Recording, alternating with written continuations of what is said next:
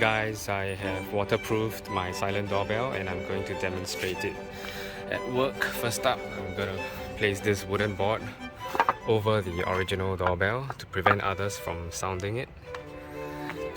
I'm going to just attach the silent doorbell, which is removable. Right. Now I'm just going to splash some water to simulate rain.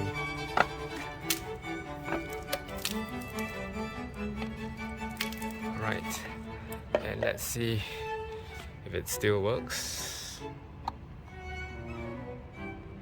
Alright, I'm getting push notifications right on my smartwatch, so it does work. Thank you for watching.